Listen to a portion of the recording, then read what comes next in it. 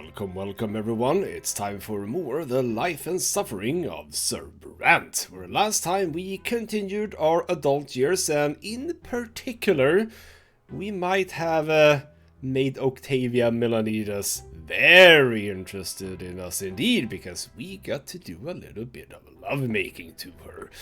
And we've been continuing to see her ever since, like on occasion when she visits the capital. So where that's gonna go, I don't know.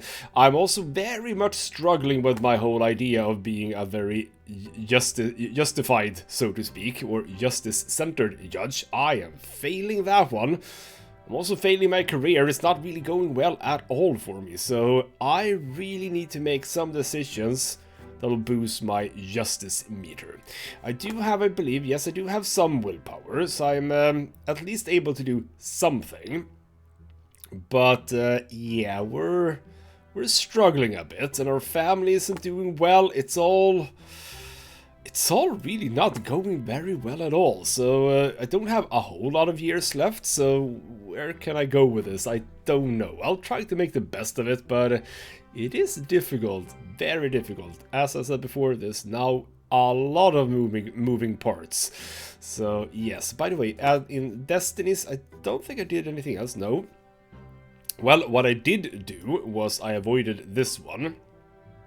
So Remy L. Verman, he very much wanted me to help out with reinstating Archduke Melanides in Anisot, and I've said no. I'm going with Augustine Elborn instead.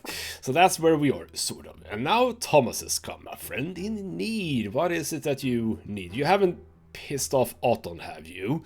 You arrive at the office one fine morning and find a visitor already sitting there. The visitor is none other than Thomas Guerrero. His heavy uniform already bears a captain's chevron. Ooh, you're a captain now, huh?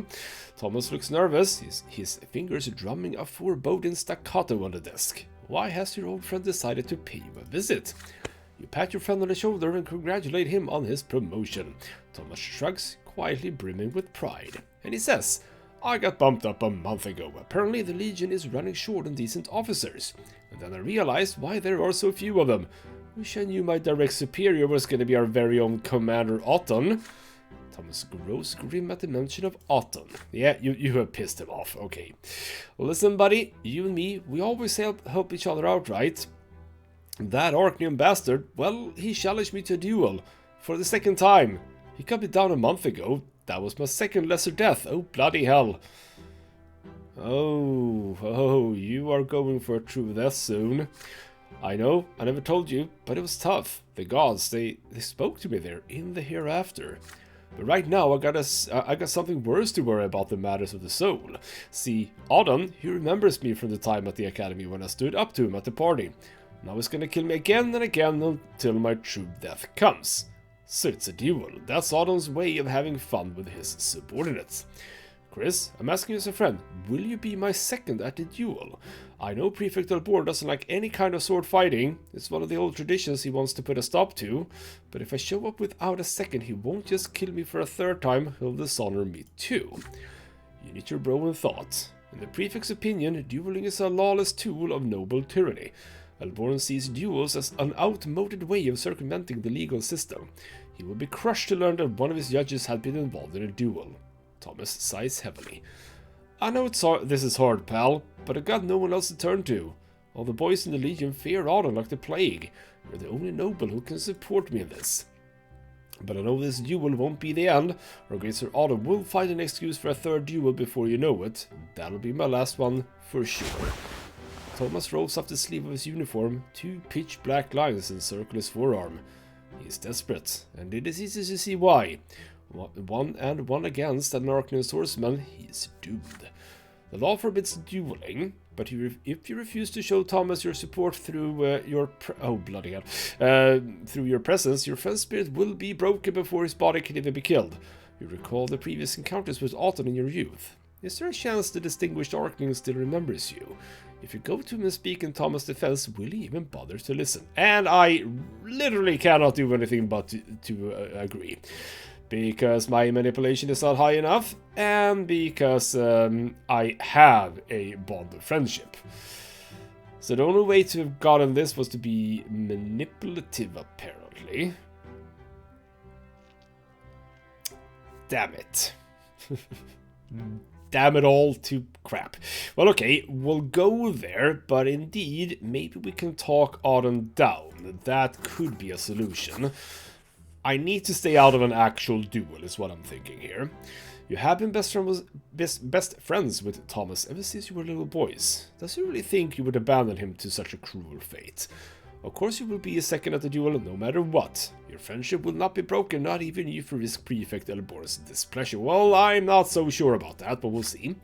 As the two of you walk to the palace ruins, you finally have time to ask Thomas for more information. What was Autumn's excuse for challenging him to duel this time? And Thomas says, here's what happened. Autumn told me to head to a nearby village with a squad of Legion soldiers. S01E12 it's called. The villagers refused to pay the Archduke's tax, said they already paid the tax of Gaius Tempest's men. He's the overseer, so the law says the tax is his. So Autumn told me and the lads to string up a couple of the rowdiest peasants and put their houses to the torch, to teach the rest of them a lesson. So we went there. And let me tell you, buddy, I didn't join the Legion to start hanging people and burning villages, so we decided to have a word with the village elder first. The locals soon realized what was going on. Losing money is one thing, but losing a spare life is worse. They hemmed and hawed and finally found enough cash to pay Archduke Milanides, which means we came back to Anisot with nobody dead and all the money for the treasury. But then the commander summons me and claims I didn't follow his order, which means I also slighted the honor of the noble Orkneyn who's my commander, so he challenges me to a duel. Bloody hell, that's not really kosher, no. And you know what? I'm not the first, Chris, and I'm not the last. Any officer in the Legion could end up like me. Autumn does as he sees fit, with no plans to stop. He's a commander, he's a noble of the sword, he's an Orkneyn, we're just the dirt under his boot. Who's gonna rein him in? Well, hopefully me. I am definitely going for a sentencing here, but I do not have the justice at this point, so I might be running out of time, which is bad. But alright then. You reach the site of the duel just before dawn. By a half-crumbled wall, you see a tall figure clad in a thick cloak. Dorius Autumn, the High Commander of Magra, already expecting you. His azure fingers drum impatiently on the pommel of his sword. Thomas dutifully bows to his commander. Autumn grimaces at him, and Autumn says, "You're late, Captain Guerrero. Why should I have to wait for you? You've insulted me again already. And who's this? I've seen your face before. Anyway, don't have time for this. Make haste, I have other duels today." The commander's second appears from the shadows, a young nobleman, quiet and eager to oblige his betters. As seconds, you ask the duelists if they are ready. Without a word, Autumn draws his sword. Thomas nods anxiously, clearly ready to face another death. The two bow ceremoniously and adopt a dueling stance. The difference between them is apparent as soon as they begin. Autumn's sword seems like an extension of his arm. Thomas pales before him like a clumsy child who has grabbed father's sword for the first time. You're a bloody captain of the Legion. You should be better at fighting with a sword, damn it. Everything about this battle shows that Autumn threats this duel as no more than entertainment. The Orkneyn moves around so rapidly and gracefully, your friend can barely defend himself against a flurry of strikes. Then, for the smallest moment, Autumn tones down his assault, and for the first time during the duel, Tommen makes a riposte. Easily, effortlessly, Autumn deflects Thomas' blow and then retaliates. His sword sticks through your friend's shoulder. As soon as you see the blade drew blood, you shout for the duel to end. The debt for the insult has been paid in blood. If the loser of the duel is ready to offer his apology, the fight must stop. But Autumn goes, "What? Is some human trying to teach me the laws of the duel? I am an Orkneyn of the Autumn dynasty. There is no one here who can teach me the ways of honor." His sword flashes and stabs your friend straight through the heart. A wet red spot begins to spread across Thomas's shirt. Your friend stumbles backwards. He drops his sword, his knees buckle. A wheeze, another, then a cough full of blood, and his bright eyes grow dim and dull. Slowly, Thomas's body disappears. His blood-stained clothes, his sword, and his footsteps in the dust are all that remains. Autumn hands his sword to a second, who is ready to wipe it down. And Autumn says, "Well then, that pitiful human will face another duel very soon.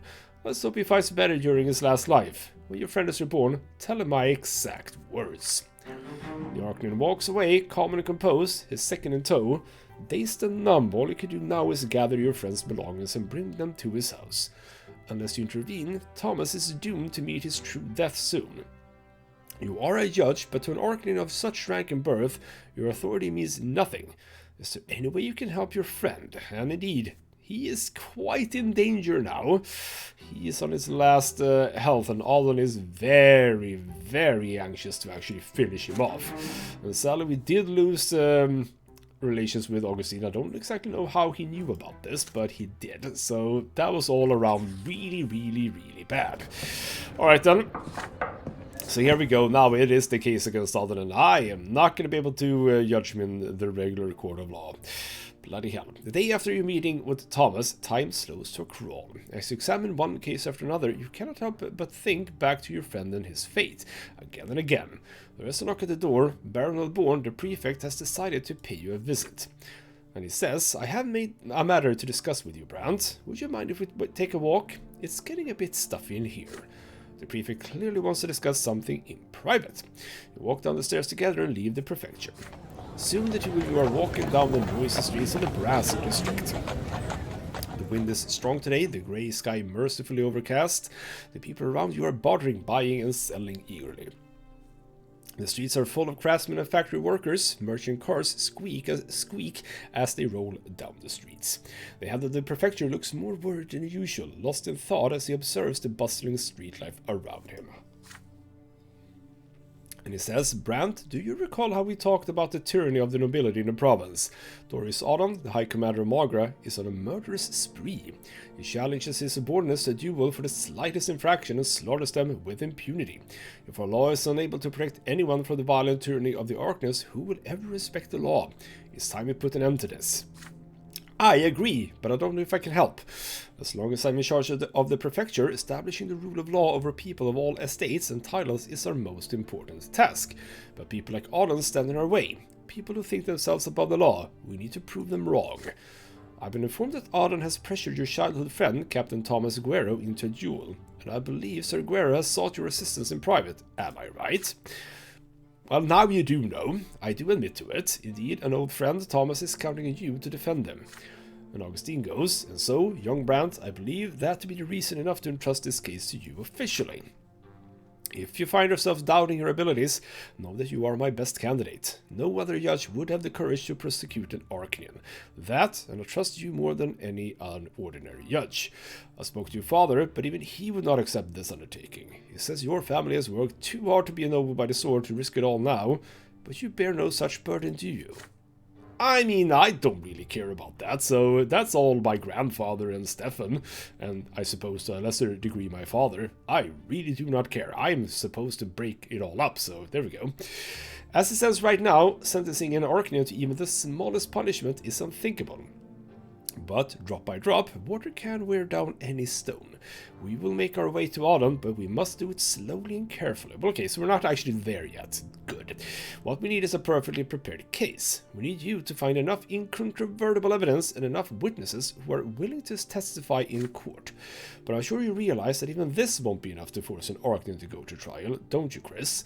We have to change the unspoken rules in a city and province. We'll start with the lower ranking people, lower ranking classes, and, little by little, we'll establish rules that even the highborn nobles will have to obey. All of a sudden, Alborn stops. Standing in the middle of a street bustling with life, he points out a number of commoners hurrying about their business. Just look. All these people need to know that there is such a thing as justice. The law must apply to them all, no matter their lot, whether suffering, praying, or ruling. They need to know they can rely on us judges to enforce the law against anyone and everyone. I'm counting on you in this, Sir Brante. You stand motionless as Alborn studies you intently. From now on, from this moment forth, you will prosecute a case against the High Commander of Magra, a highborn Arcanine from an ancient dynasty. This is a pivotal moment in your destiny and your career. You could rise higher than ever, or plunge into obscurity and ruin. You decide to talk about Thomas and his fate. Right now, he represents your best chance at getting Auden indicted, but there is absolutely no guarantee he will live to speak at trial. If you are to oversee this case, ensuring his safety has to be the first thing you do. To which Augustine says, you're right, Brante, we need Thomas Guerrero to see this to the end. But remember, This is about more than just your friend and his fate. This is a matter of law and justice for the entire province.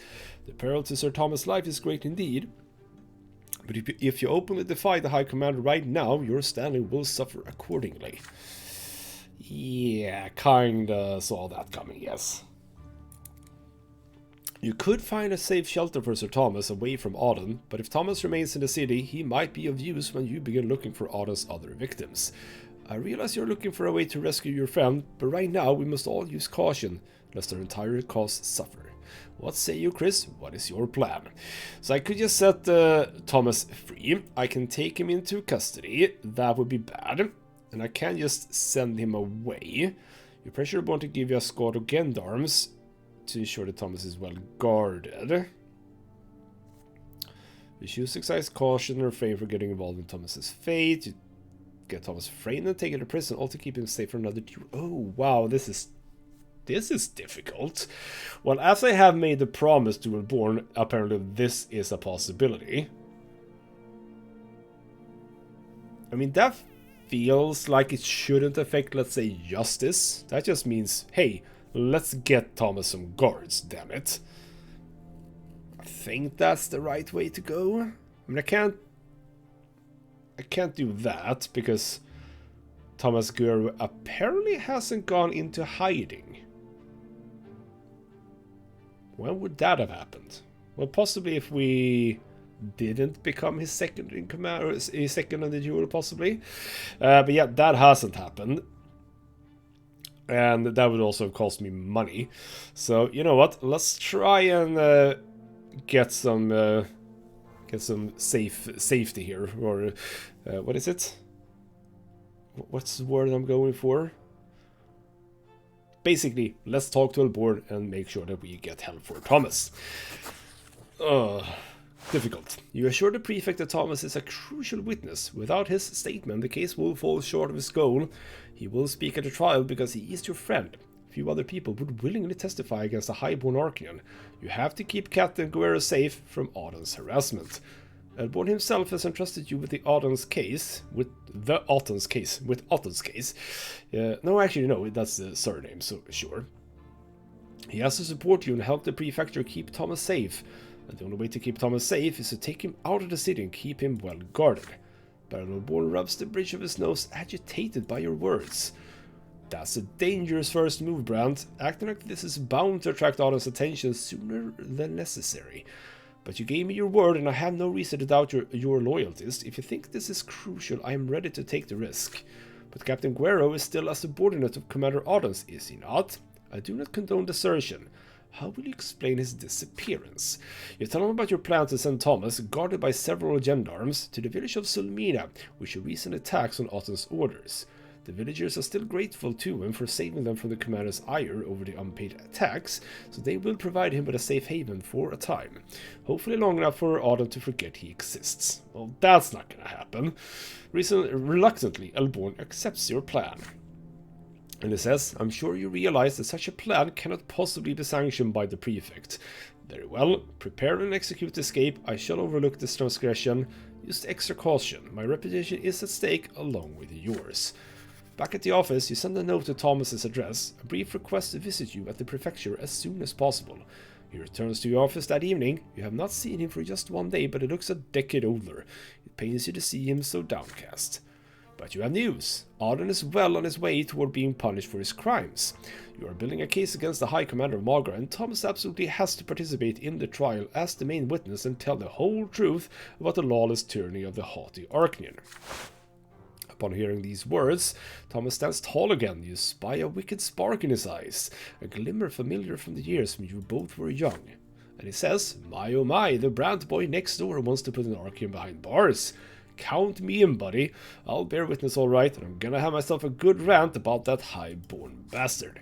You ask your friend to pace himself for now. First of all, Thomas needs protection against Auden's persecution, and you have a plan for that. And Thomas says, wow, it's like our old school days all over again. I am listening. That very night, you and Thomas leave the city in a carriage with blocked-out windows accompanied by a squad of gendarmes. Captain Leonard, hey, it's Captain Leonard again, the leader of the squad, soon grows suspicious of the situation and says, Your Honor, may I ask May I ask why we're heading out in the middle of the night? Pardon me for speaking on the line, sir, but there's something fishy about this. You nip the general stout in the bud. They are soldiers in service to the law and their prefecture, and your word is the will of the law. So they had better respect the glory of the nobility and follow the orders of their superior. Ooh, I can be a bit strong-worded when I want to. You take command of the gendarme squad for the rest of the journey. Though displeased, Captain Leonard has no choice but to relinquish his authority. You reach the village of Selmina by sunrise. You see a handful of houses huddled at the foot of a mountain ridge, their outlines emerging from the morning mist. And Thomas says, well, no one's gonna bother me here, I'm sure of that. And I don't see the locals betraying me either. Thank you, my friend. I hope we see each other again soon. After a heartfelt goodbye, you make your way back to Anisot, exhausted by the long trip. Unexpectedly, the entire prefecture soon learns about your suspicious midnight visit to Selmina. Did that snake in the grass Captain Leonard spread the word? Or was this the handiwork of one of your enemies? You never learn the truth. You do, however, find an acceptable excuse. Captain Guerra was sent to the village with a squad of gendarmes on your orders to make sure the village's taxes has been collected properly. Sir Elborn has no choice but to issue you an official reprimand for taking an unsanctioned action.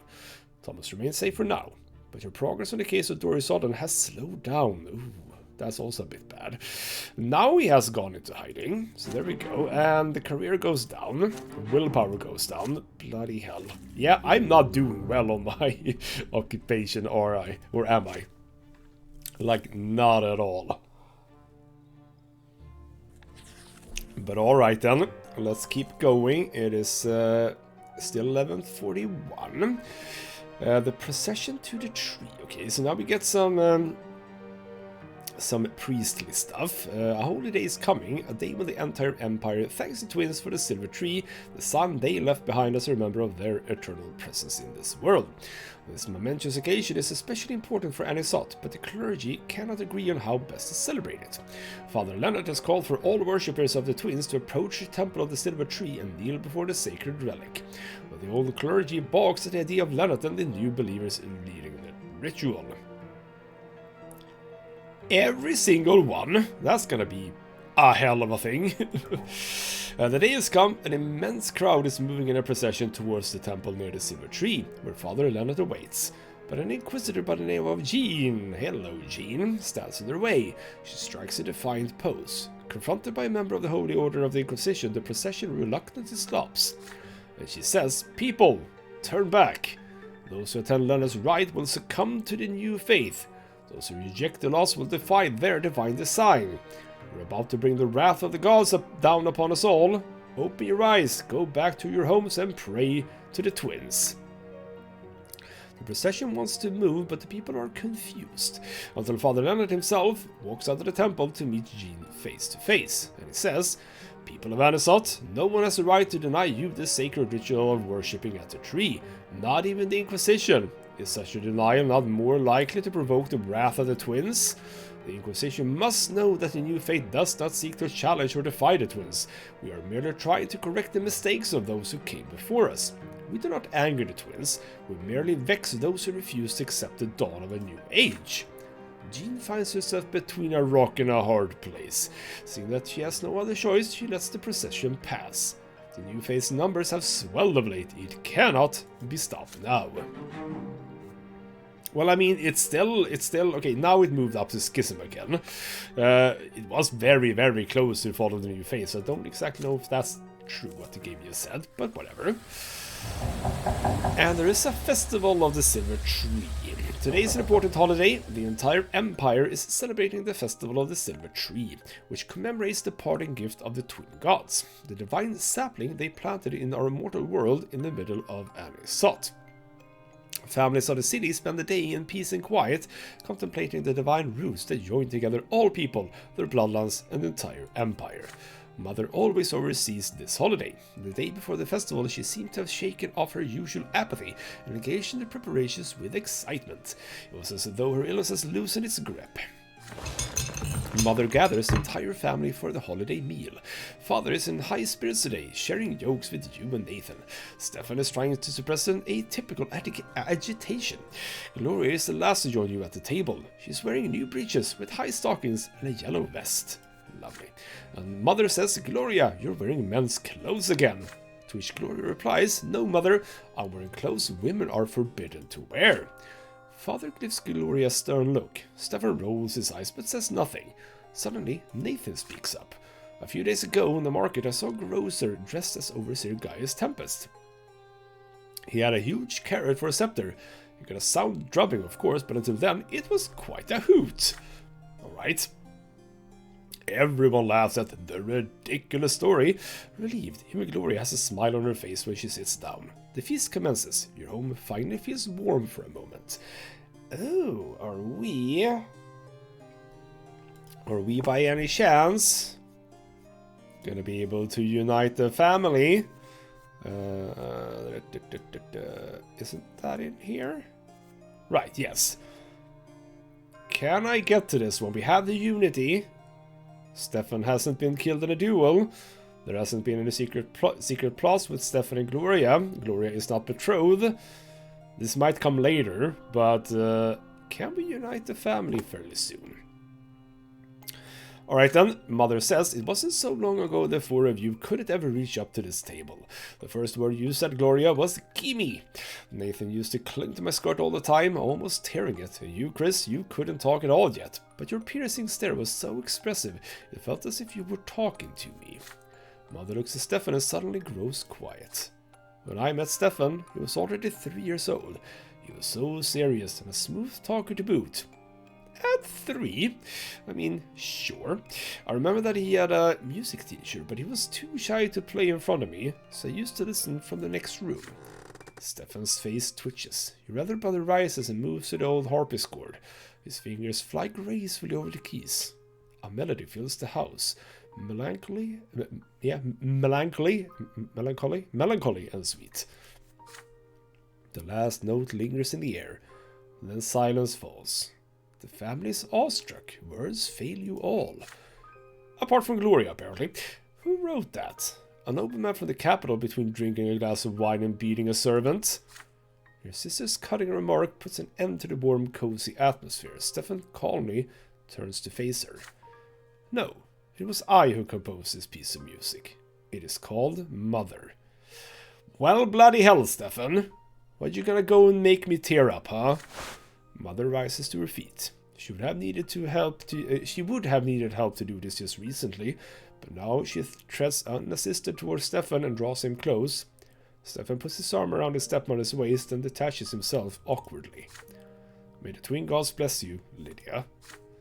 Gloria considers the scene with thinly veiled fury in her eyes. Why would you be furious about this? Okay, I mean, yeah, okay, fine, you have a bit of reason to do that. Of course, highborn nobles like Stefan are made for the arts. They're the only ones lucky enough to have a soul and experience inspiration. Unlike us, the lowborn, we aren't supposed to feel anything but suffering, let alone express it in poetry. Well, I mean, yes. Everyone notices that Gloria is clutching pages filled with writing, her poems. Your sister casts a mournful gaze at the family and her eyes rest on you. Yeah. Let her read it. Of course, let her read her damn poems. You rise from your seat and you speak.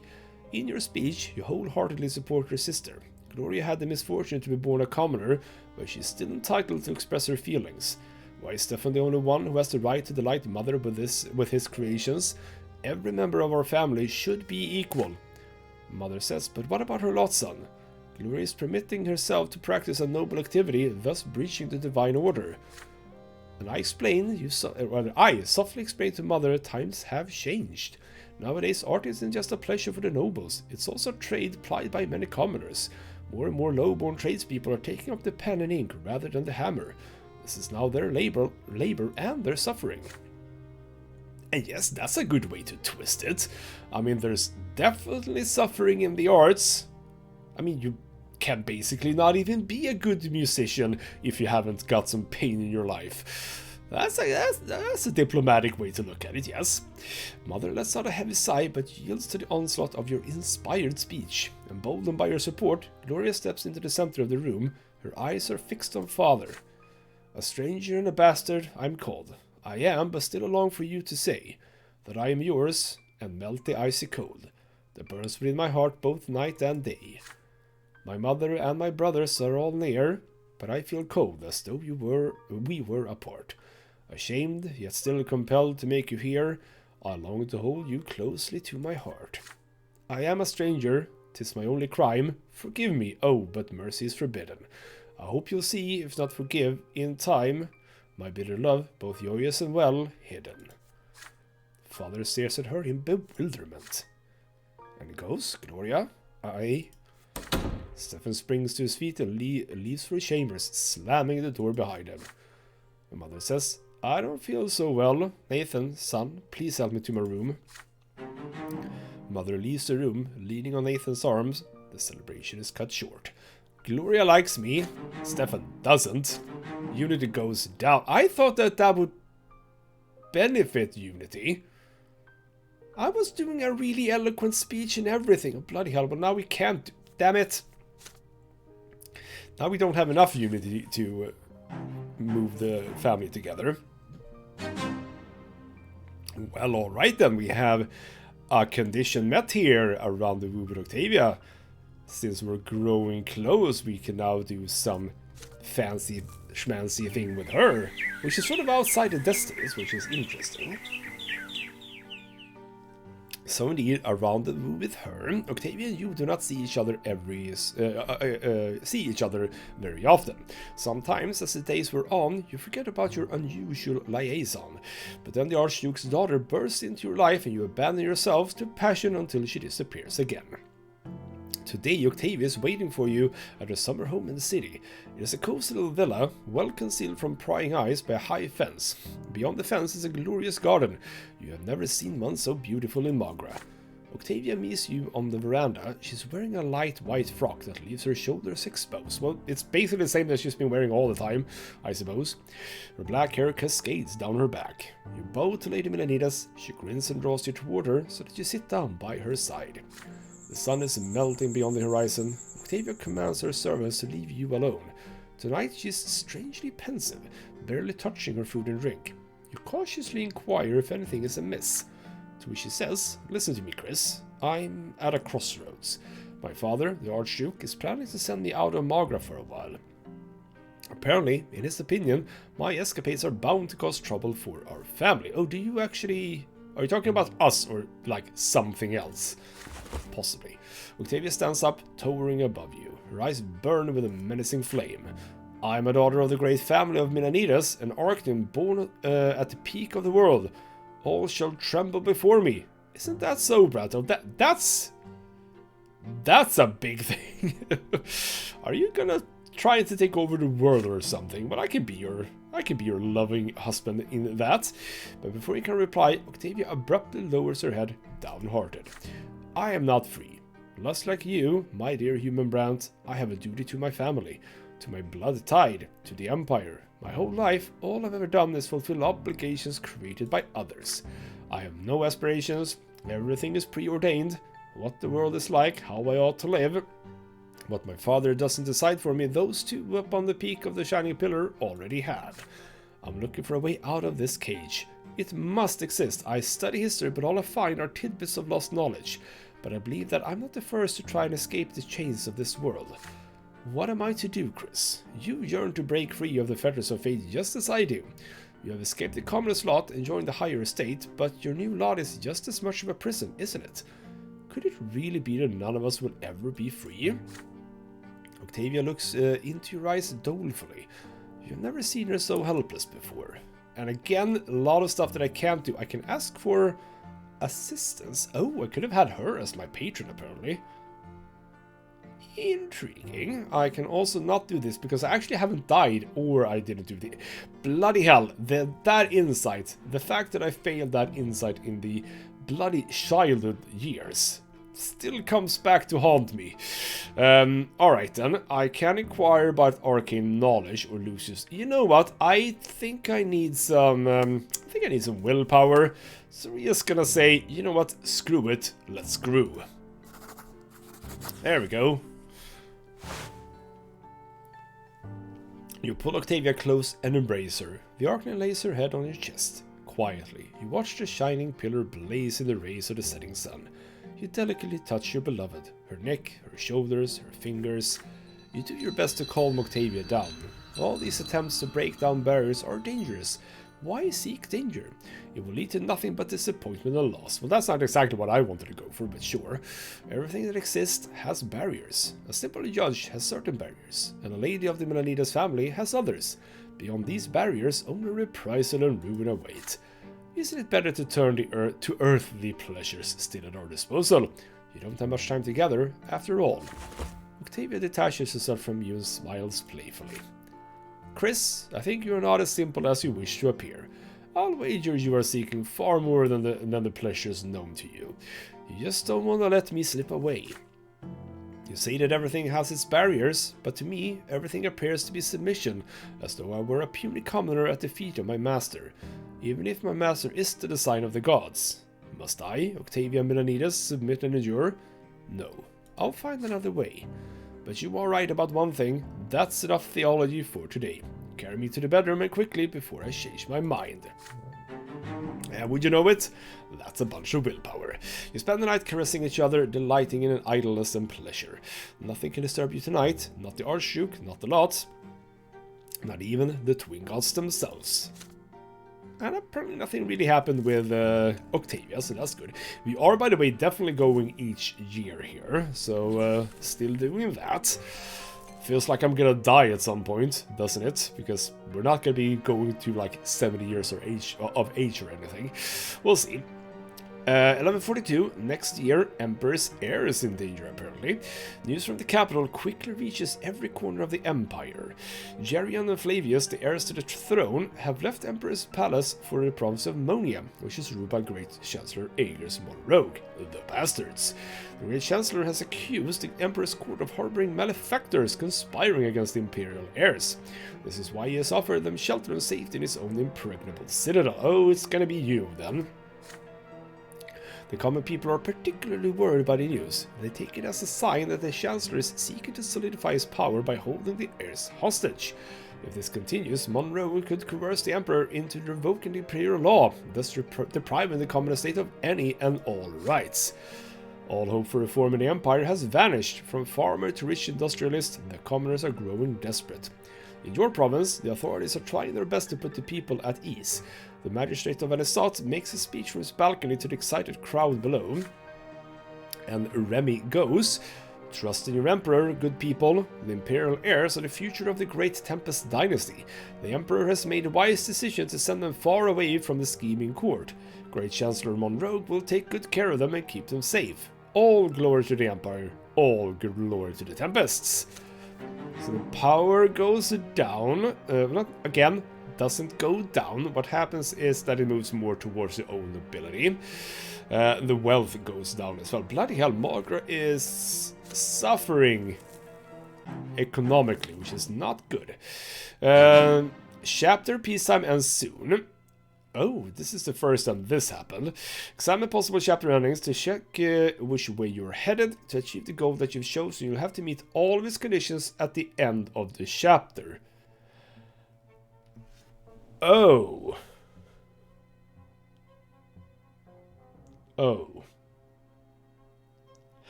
Oh. Oh. If I don't do any of these, I die. Huh. Well, I don't think this is gonna go well, because I can't get justice to 10. This is over, because, well, I didn't make a deal with Remy. I haven't betrayed Augustine yet, and the career needs to be high. I haven't done that. Might find evidence against Auden, that's still obviously on the table. I haven't done patronage to the powerful, I don't think. And this is the only one I can really go for. I need to bring justice up. In a freaking hurry. Oh, man. So the fact of the matter is, this series might end with me not even getting to chapter 5. Because we're like 4 years out.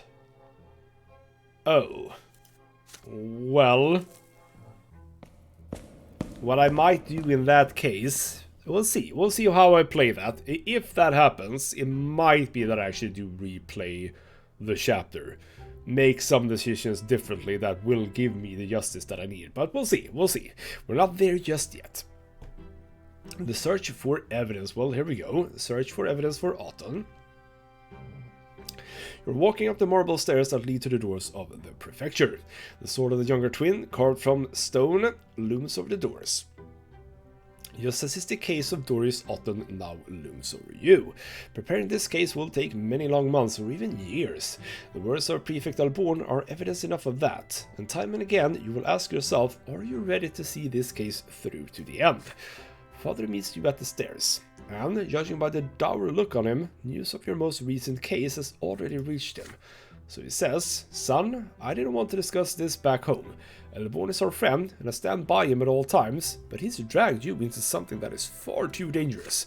I'm not going to repeat your grandfather's mistakes, so I won't tell my son how to live his life or what to do, but I ask you to please consider our family. Would it be worth it to let us come to harm, even if the triumph of justice and law is at stake? There's already rumors at the prefecture. They say you're getting ready to summon a highborn Archon to court. Soon these rumors will spread beyond the prefecture walls. You and I are both Brants. Perhaps we ought to stay away from something so dangerous. Some battles are too ugly for us to win. You can always slow down the process and bide your time with routine paperwork. Avoid attracting unwanted attention. Well, here's the thing, Robert, father. I know some things about my future. I don't know how I know these things, but I know some things, which is that if I don't do this, I'm going to die. So, we're gonna have to not listen to my father. This way your career and our family honor would not be at risk. Trust me in this, son. Rather than making a selfless sacrifice, we can achieve far more through tireless service for the good of the law. You promise, father, you will consider his words. You say goodbye and return to your office. You are at a crossroads. If you are to make any headway in the case against Auden, you have to start now, while the trail of his misdeeds is still fresh. And it does seem as if Thomas is safe still, so that's good. You have little first-hand knowledge of Auden's criminal wrongdoings, only Thomas's stories and what you have seen for yourself. Turning this case into a trial requires far more evidence than that. Your friend could be the key to the entire case, if we can help you find the other men who have suffered under the remorseless Arcanian. But Thomas is a hunted man. He has every reason to lay low and stay clear of the courthouse. If Thomas can put you in touch with other victims and witnesses among the soldiers and officers of the Legion, perhaps you could gather evidence yourself. But the Legion may be a lone outsider such as you. May meet a lone outsider such as you with too much resistance. Things might get ugly. You consider your options. Apart from Thomas, who else could help you gather compelling evidence against the commander? Auden is an Arcanian from an ancient dynasty. Anyone involved will hold their tongue no matter what. The way things are right now, not a single soul would risk angering the Audens to aid a middling judge from an unknown family. Unless an even more highborn Arcanian chooses to support your cause. Hello, Octavia. Possibly. Well, okay, we're talking Gaius Tempus now, but Octavia. Gaius Tempus, the Imperial Overseer of Margra, the Emperor's own brother. Every aristocrat in the province knows he detests Darius Auden for remaining loyal to Archduke Melanidas. Ensuring the Overseer's support would increase your authority greatly and give you a chance to gather evidence against Auden without Thomas lifting a finger. But the Imperial Overseer is one step above the Prefect, your immediate superior. You can only address Gaius Tempus directly if you keep it a secret from Alborn. Communicating directly with the Overseer of the province means defying your loyalty to Alborn. Are you willing to do this? Puzzled, you start pacing around your office. It's time to decide how you will begin this case. Depending on what you choose, the case against Auden could lead you to unprecedented success, or end your career, or even your very life. And I can do neither of these, because if Thomas wouldn't have been in hiding, we could have talked to him. My reputation, or rather the family's reputation, is nowhere near 7. And also Gaius Tempest is not near 2, which apparently we could have been doing. That I cannot do, so that's out of the question instead. So, again, I am forced down a path I might not necessarily want. Oh, this is not good. You decide to gather the evidence entirely on your own. You begin investigating the crimes committed by Autumn without anyone else's support. This is not gonna go well for me. I can sort of feel that already. You start with the Imperial Legion. After plenty of inquiries, demands, and threats, you finally get a list of Autumn's other victims. List in hand, you go to the armory of Erisot. There you meet the Legion officers who have already met a lesser death in a duel with the Archnian, all of the nobles of the Mantle, ennobled only recently, young and full of potential to serve the good of the Empire. They're all anxious to avoid getting challenged again. For many of them, another duel would be their last. None of them are eager to provide written statements about their duels. It would be improper for a soldier to bear witness against his commander, the latter's conduct notwithstanding. They finally agree to have their testimony committed to ink and paper only after you reassure them again and again that the statements will put an end to Autumn's murderous rampage. Their stories paint a clear picture, you realize. There is a method to Autumn's madness. All of the officers disobey the commander at least once or express their disagreement, no matter how respectfully. More and more officers are starting to realize that Autumn's loyalty lies with Archduke Melanides, and not his lawful superior, the Overseer. So more and more officers are getting challenged by Autumn. Have Autumn's duels gone beyond this passion for sword fighting? Or are they just an excuse to eliminate any suspicion of his treason?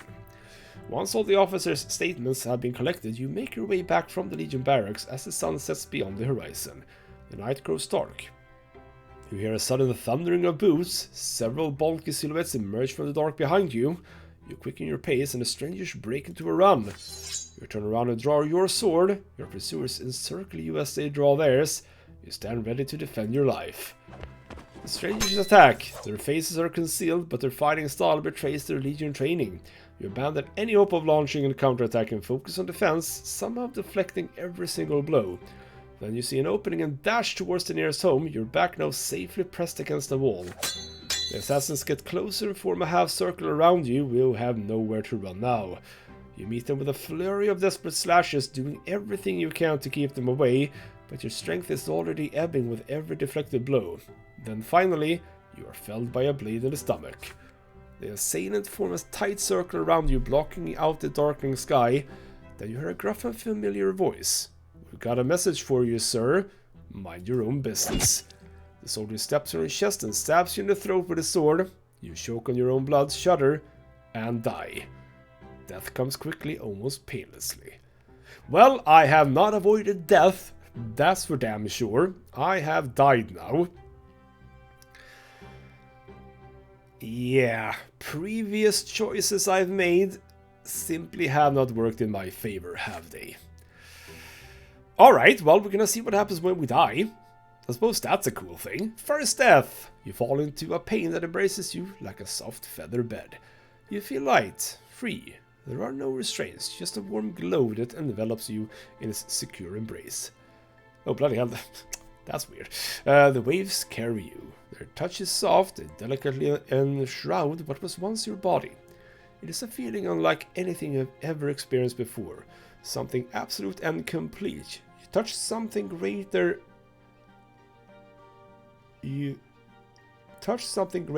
The reason behind...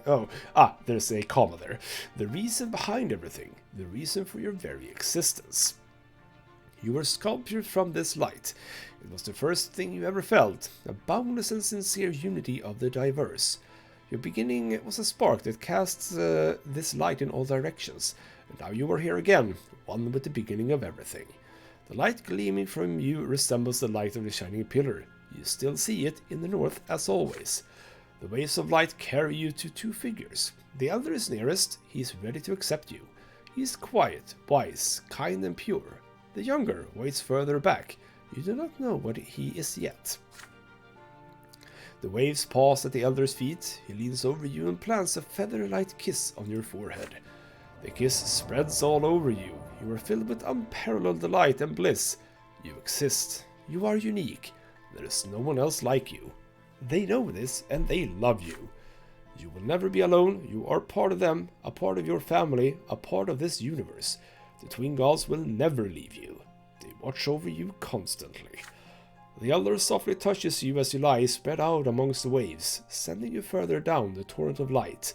You float on to the top of the silver tree's spreading crown. The closer you get to the silver tree, the heavier you become. The waves draw you down along its trunk. But you do not wish to part with the warmth and the softness, with the love. You turn around. The elder is still watching you. He nods. All is as it should be.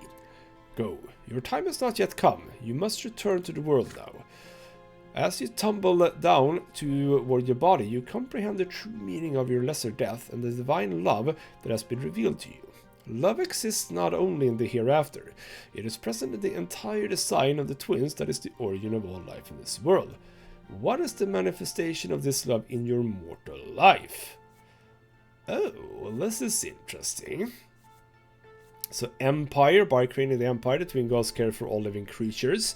The Empire is the only thing that gives us a place in the world and a connection to others. It is an enormous family made for people by the gods. Or the lot, the gods give you a clear mission in this world, thus gifting you your very being. This is the manifestation of their love for you and for all living things. Well, if a manifestation of love is that you should suffer, I'll leave that to you. Love always lives in kindred blood. You share the miracle of life and the universe with your kin. Your family is what you were given upon being born and what you leave behind when you depart. And then the cost, the love the gods you have for you is so great that they allow you to change the world they have created, to influence it with your deeds. Whatever your mission is, it is proof of the twin gods' love for you. Or myself. What could be a stronger manifestation of love than your very existence? Your every emotion, every thought, every action exists by virtue of the love from which the twin gods created you. Or I simply don't find my answer. Well, I think for what I want to achieve here, cost is going to be the one.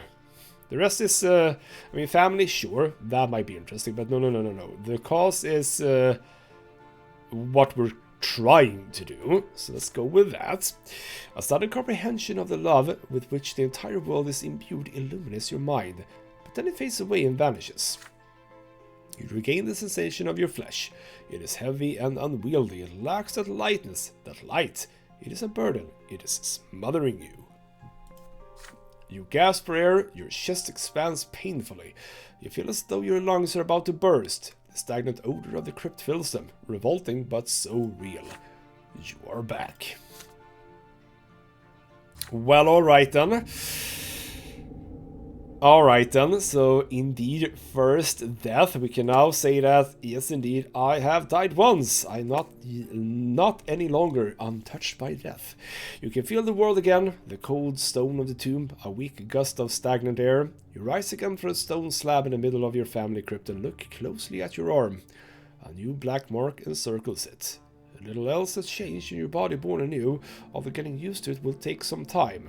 This death is behind you now. It is time to return to your life. Also, presumably, I'm naked, so that's fun. You go to work in the morning as usual. Having returned to life, you do all you can to ensure that nobody learns about your death. Any attempt to find your killers and bring them to justice would only hinder your progress in the case. Those Legion soldiers were just following orders, and it's not difficult to figure out whose. For now, you do your best to recover and commit to paper every instance and incident, every name, every circumstance. The once thin folder against autumn grows fatter by the day. One day, Prefect Alborn pays you a visit to see your progress firsthand. And he says, "You've done great work, Brante. Commander Auden isn't even bothering to cover his tracks. I must say, this evidence alone would be enough to indict anyone save for an Arcane nobleman, sadly. So your work here is far from over. I see you realize that. The way things stand right now, summoning an Arcane to trial in a court of law would indict us rather than him. It would be best to postpone the case for now, but keep the folder safe and secure. If we want to have any..." Oh, bloody hell, my valor went up and it didn't have to. If we want to have any chance of getting him indicted in court, we need to make the nobles in the province recognize duels as acts of murder. This means defying a tradition of old, a road perilous and seldom traveled. It means enforcing the rule of law over the annals of the gentry. For now, Sir Brante, return to your other duties and pay particular attention to any dueling incidents. We will take our next step against Sir Adam when the time is right. So, I do get a bit of scheming, which I suppose is not bad. That gets me 10, which is actually the level that we kind of need sometimes. So, alright. Oh, hello. Evidence against Auden apparently has happened. You now have the evidence you need to bring Auden to trials. So the history requirement for Auden's sentence has been lowered by 1, which is great because I need that. So we need to do this, I suppose, before we end the episode. So how does that look now? Yeah, it still says 8 to 9, so I think that what I was saying a lot earlier was true, which is that it would have been 9 had I not had the evidence. Now it is 8. But I'm at 3 still, so I have 5 points to gain until the trial. I don't know if I can do that. The sun is setting on a cold, windy day as you return from the prefecture. To your surprise, a messenger awaits you at the door with an urgent letter from Sir Elborn. You open the letter. Brante, there is an urgent case that I must entrust to you. We have just received a report of the secret society formed by young nobles. The Archduke's family may be involved. This concerns me. I suspect a possible plot to depose Overseer Tempest. So this is most likely then gonna be part of the Latari ritual, a participating in an enigmatic ritual of long dead race. Sort of gonna assume that that's the case. We'll see. Normally, the secret chancellery handles all such cases, but I'd rather investigate the rumors of the plot before there is any action. Preventing unnecessary bloodshed and disgrace would be prudent. You are to investigate this matter as soon as possible. The gendarmes tracked down a suspicious nobleman by the name of Alexis L. Lance. Based on his confession, a meeting of this society will be held tonight. Unfortunately, this is all we were able to learn from him. The Lance families have too high standing for more thorough questioning. Fortunately, all members of this secret society wear masks when attending meetings. We have acquired Lance's personal mask and will ensure that he is late to the meeting. You should be able to impersonate him quite easily. That is very... that's not a good idea. You are to attend the meeting tonight and learn as much as possible about the secret society. This will allow us to foil a dangerous plot or save many young people from the secret chancellery. The letter includes a delicate gilded mask of intricate workmanship. Fortunately, it fits your face perfectly. Or unfortunately. It seems your plans for tonight have changed. Following the prefect's instructions, you come at the appointed hour to an inconspicuous mansion on the edge of an estate with a spacious yard and a tall fence around it. The gatekeepers bow and open the gate as soon as they see you. It seems the mask is enough to convince them you belong inside. Inside the yard, you see noble carriages, many more than you had expected. You are ushered into a dressing room of sorts. A change of clothes already awaits you inside. It is a curious garb, a square of flowing, sparkling cloth with clasps and cords to keep it from unwrapping. You have never seen anything like it. With this strange robe and the gilded mask over your normal clothes and face, you cannot help but feel rather silly. This attire feels positively unsuitable for any kind of plotting or scheming. Next, you proceed to a large room. The windows are covered in black cloth to keep prying eyes away, but you forget about it moments later. What seems to be a strange performance is playing out before your very eyes. You hear droning, unfamiliar music coming seemingly from nowhere. You see candlelight dancing and glimmering, ribbons of gold and silver are hung along the walls as decorations, and there are people, many people. Like you, they are dressed in flowing robes and delicate gilded masks with narrow slits for eyes.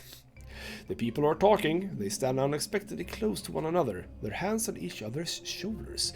You approach one of the groups, hoping to overhear the subject of their conversation, but you almost recoil when several arms reach out at once, attempting to grasp you tenderly by the shoulder. Stealing yourself, you put a hand on another person's forearm. The masked people seem friendly and genial. No one appears surprised by your insecurity. And their conversations are also quite out of the ordinary. You hear unfamiliar names that could belong to legendary heroes of old, or to the people who have taken them as secret identities. You hear mentions of books you do not know and emotions they felt while reading them. Their conversations feel like a strange dream.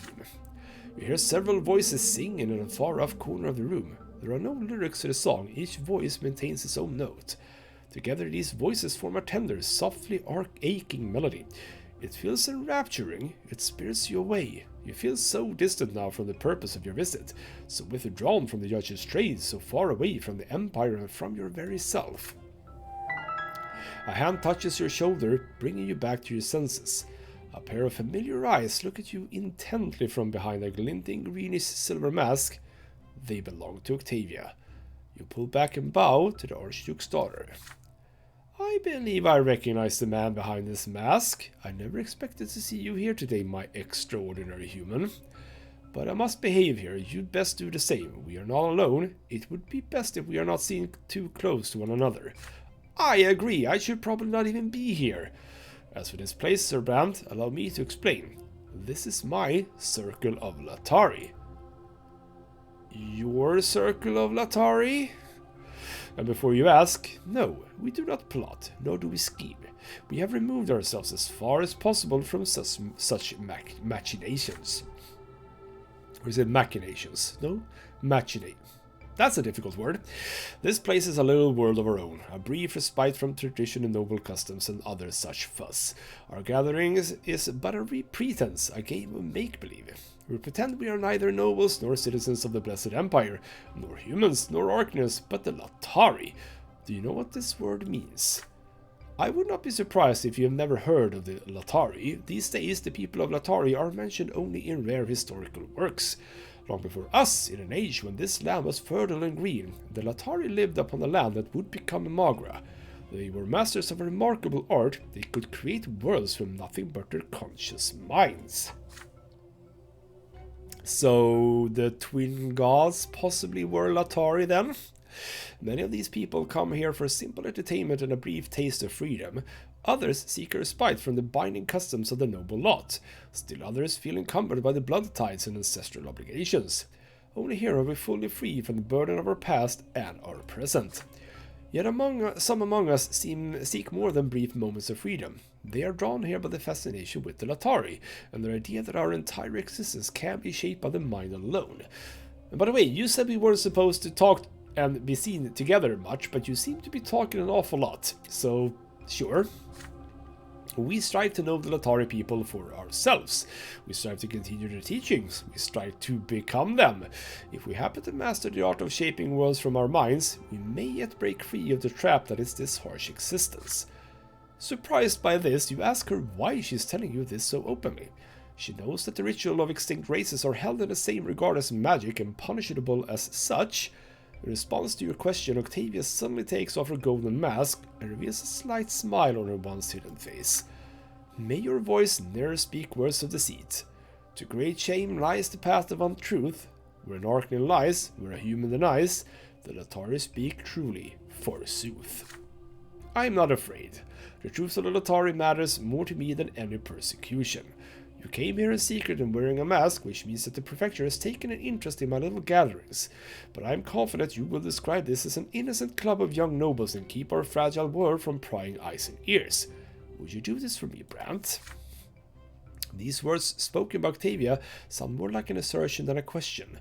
But you are in no hurry to respond. Your thoughts are tangled, lost among the echoing voices, fluid motions, and transcendent music. This gathering is in violation of the law, this you cannot deny. All rituals of extinct races were banned at the foundation of the Empire. You may summon the gendarmes here at any moment. You need only give a sign to the driver. And when they get here, the Circle of Latari will be gone in an instant. You will prove to the city that not even the most noble of its denizens are above the law. But Octavia will never forgive you. You could, on the other hand, keep the Circle of Latari a secret from Elbor and report this meeting as a harmless gathering of young nobles looking for an opportunity to socialize. But if the secret chancellor ever takes interest in these meetings, you will be powerless. Someone has already reported Octavia's circle to the prefecture. There is a very good chance these reports will continue. Perhaps if you tell Octavia of the danger she is facing, she will disband the circle herself. There is one more way you could resolve this predicament. With a piece of paper, some ink, and a bit of skill, the Circle of Latari could become a noble historical society, one of many dozen in Anisot alone. Legitimized by the city, Octavia's gatherings would remain a secret within this mansion. But do you have enough influence to make this possible? And would it be wise to expend it in this way? Say something, Chris, says Octavia. This is no time to be quiet. The great Mr. of Latari is about to begin, and I can basically do nothing. Because my manipulation is not good enough, or my diplomacy is actually not good enough. Oh, bloody hell. Now here's the question. If you go back, what it says here is, you will prove to the city that even the most noble of its denizens are above the law. Now is that career or justice? It feels like it's justice. Because there are like arcanists and stuff here. Am I willing to give up on Octavia though? I think I am, because, well, otherwise I freaking die, so... I'm gonna have to ban the Circle of Latari, and Octavia's gonna be mad. Again, previous choices have been causing me issues. Octavia turns around and heads for the center of the room, taking her silence for a sign of consent. But you rush ahead and stand in her way, your arms folded across your chest. You serve the prefecture, and you do not condone any breach of the law. Ever since the Empire was founded, reenactment of any rituals of extinct races has been considered a sign of revolt against the crown. And, worse yet, the Circle seeks to reach the Latari to flee the Empire and to circumvent both worldly and divine law. The Prefecture Generals will arrive very soon and put an end to the meetings of the Circle. Noble or not, highborn or otherwise, the people hiding behind these gilded masks will have to answer to the law. Octavia's focus on you, the smile fading from her lips. Perfectly suppressed fury now burns in her dark green eyes. She turns to face the people in the room and raises her hand to call for their attention. She says, Circle of Latari, our meetings will have to end before it's time. There will be no mystery tonight. An overzealous judge seeks to disperse us. We shall see what they can do. You all know how to behave when dealing with the authorities. The guests exchange glances and nod knowingly. They begin taking off their Latari masks and robes. You now recognize many of them as the offspring of respectable noble families residing in Anisot. Octavia, meanwhile, turns to you. Surely you realize that none of them will face punishment, Judge. All you have done is shatter my circle and kill my creation. You saw so much, but you understand nothing. What a shame. But I should have expected nothing less from a human. Your duty is to serve. Now go away and serve whoever you like. I never want to see you again. Oh, that sort of settles it. Very soon, an entire platoon of well-armed gendarmes surround the estate, but their belligerent attitude disappears as soon as they see the noble faces of the highborn progeny. They politely suggest that the noble ladies and gentlemen return to their homes and await further communication from the prefecture. You could expect nothing more. The high society of Anisot is abuzz the morning after. News of the dispersed secret society led by the Archduke's daughter spreads like wildfire. The litigation at the prefecture, however, quickly comes to a standstill thanks to the influence of many noble families and Archduke Melanidas himself. It is just as Octavia foresaw. When Augustine goes, I hate to say it, Brante, but I cannot take on every powerful noble family in the city at once. I had to deliver the verdict myself and say the society had performed no forbidden rituals. None of them will be punished.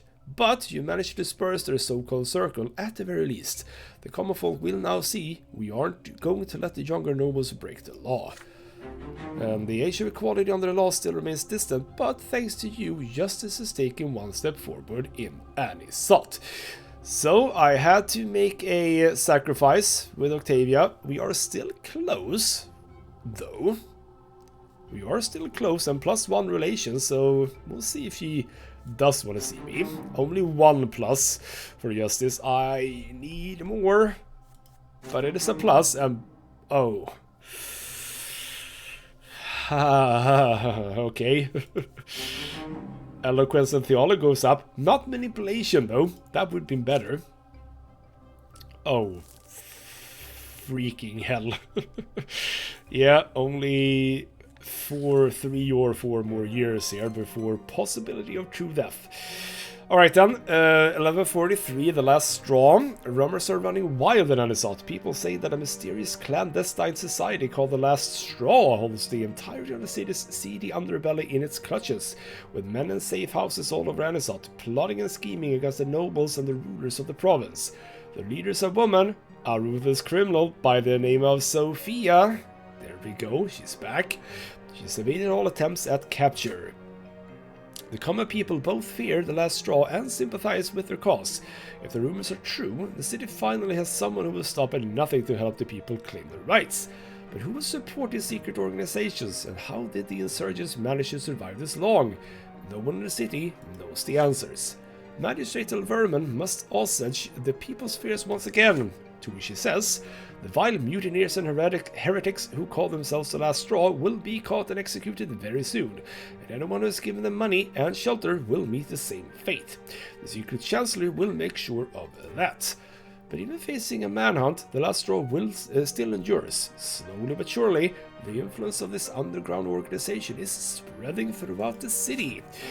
So that has order going down, so that is going towards lawless land. I will arrest for now. Power goes over for, rather, towards the commoners now. Wealth goes down even further. Holy crap, poor Margaret. Alright then, so we are on a timer, quite literally. We need to make sure that everything we do is for the commoners, and I'm sad to say, I think that our reputation is gonna be in the bottom for this. So what is it that happens if that happens? We get branded by dishonor, never to recover, and that was this one. Wait. Yes, exactly. We can't do that if we are branded by dishonor. But on the other hand, you know, if dishonor, if the reputation has reached 0, it's gonna be pretty damn difficult to get it to 10 again. But I think that's, yeah, that's just reputation. Exactly how that will affect anything, not 100% sure. So I can obviously still get that one too, that's true. But we need to ban, yeah, at some point we need to ban the Court of Honor. So obviously we can't go for this one, that's just not in the cards. And we haven't betrayed Elborn either, so we're still on the path of this one. We have all the trimmings apart from justice, so every single choice where justice is a possibility, I need to make the right call, and that is gonna be difficult. We'll see how I manage. For now though, this has been ghostmutgaming with me, Christopher. Thank you so much for watching, and I'll see you next time.